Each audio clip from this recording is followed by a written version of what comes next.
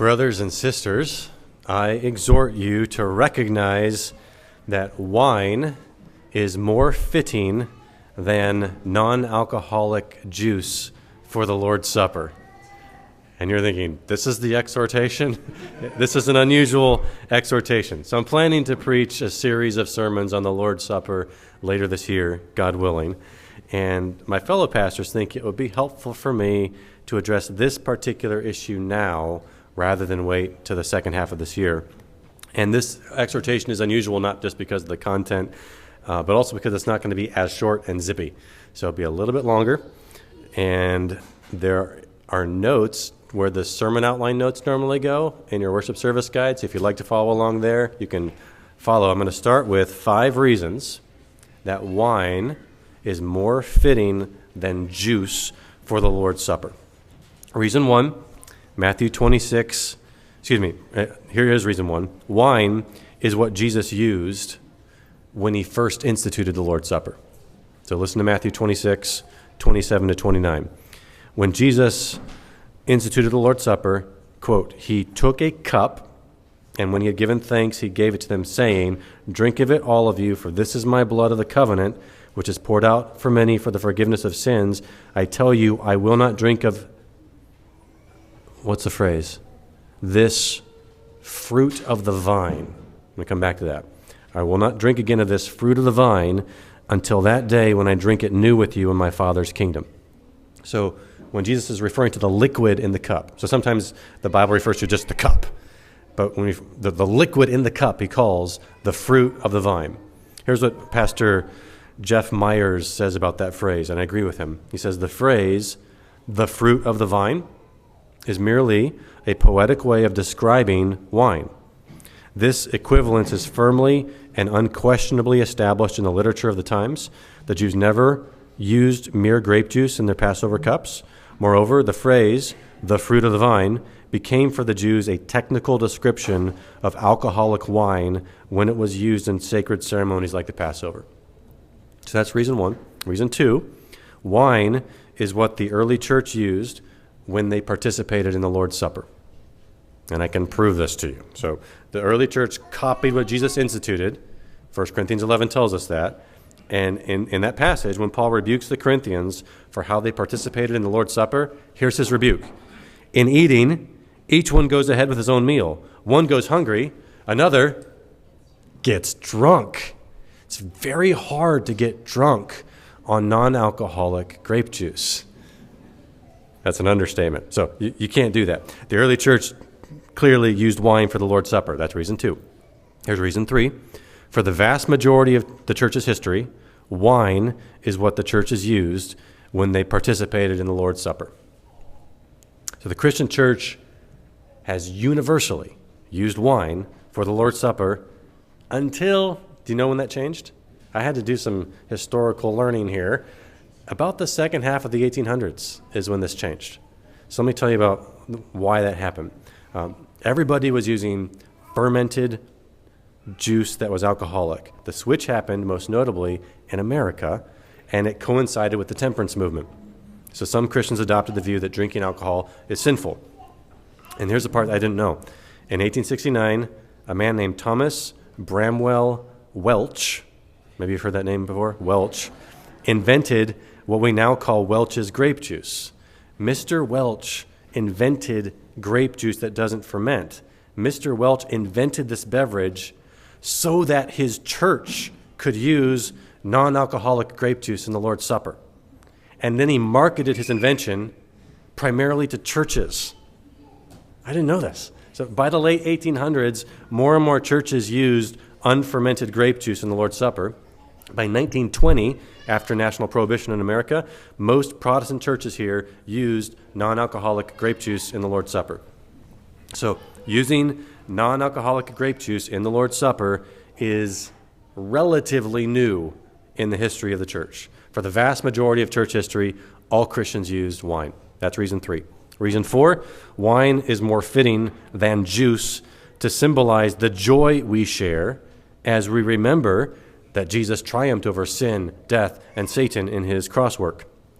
So wine is more fitting for a joyful feast, to to relax and make merry together.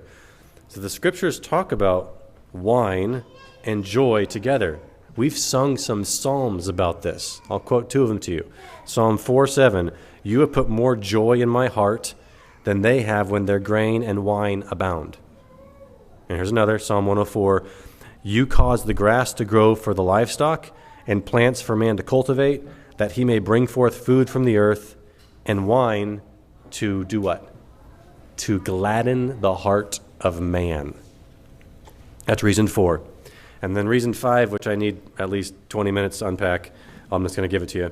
Melchizedek brought out bread and wine, and Jesus is our high priest in the pattern of Melchizedek.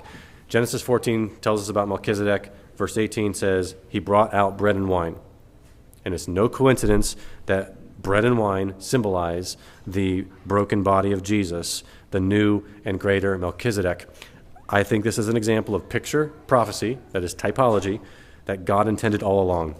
I don't have more time to say more about Melchizedek now, so I'm going to move on.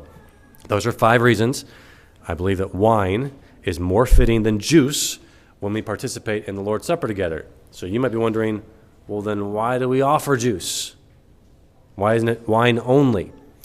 So I'm encouraging you, my exhortation is, drink wine when we participate in the Lord's Supper, but there's a big however here. So here's the but. The pastors of our church do not require you to drink wine. We include this note in our worship service guide. The inner 8 cups in the tray are juice, the rest are wine. And why do we do that? At least 4 reasons. Reason 1 is for adults. Some adults may have a conviction against ever drinking alcohol. I respect that conviction, but I think that those with a stronger conscience, which means a conscience that is more theologically informed, that's theologically correct, those with a stronger conscience don't hold that conviction. God gives us all foods and drinks to enjoy, so we can receive alcohol to the glory of God as long as we receive his gift with thankfulness and we use it as he intended, which means never get drunk. That's off limits at all times. So I can imagine this scenario. Imagine a man who earlier in his life was enslaved to the sin of drunkenness. And then God gloriously saves him, delivers him from that captivity, and that man may vow never to put a drop of alcohol to his lips, lest he be tempted to go back down that path of destruction and get drunk. So we include the option of juice for a man like that, though I think it would be even better if such a man not only never got drunk again, but also recognized the goodness of God in what he's created and could drink a small mouthful of wine at the Lord's Supper. That's reason 1. Reason 2 is for pregnant women. Some pregnant women may strongly prefer not to drink even a drop of alcohol.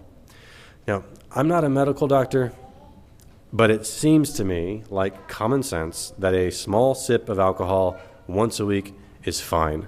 So pregnant women have been celebrating the Lord's Supper like that for 2,000 years. But if a pregnant woman is convinced that drinking even a small sip of alcohol is dangerous, she has the option to drink juice. Reason 3 is for parents. Some parents may strongly prefer that their children not even taste alcohol. So that decision is up to the parents. And I'd say if you're a parent with that conviction, may I offer some friendly pushback for you to consider? If your child in the future were to become enslaved to the sin of drunkenness, the reason for that would not be that our church serves wine for the Lord's Supper. It would be even better, I think, to teach your children that God created wine, that wine is more fitting than non-alcoholic juice for the reasons I've already shared with you. And then finally is reason 4, which I think is probably the most compelling of the 4 reasons, is for children. Some children may find the taste of alcohol so disgusting that drinking it for the Lord's Supper would turn what is supposed to be joyful into a dread. I have one daughter like that. So we don't force the children of our church to drink the wine. So children, if you're a member of our church and you participate in the Lord's Supper, what should you do here? You should do what your parents tell you to do. If they encourage you to drink wine, drink wine. If they encourage you to drink juice, drink juice. So those are my exhortations. Children, listen to your parents about whether to drink wine or the juice. Adults, I encourage you, don't require you, I encourage you to drink wine when you participate in the Lord's Supper. And for everyone, I exhort you to recognize that wine is more fitting than non-alcoholic juice for the Lord's Supper.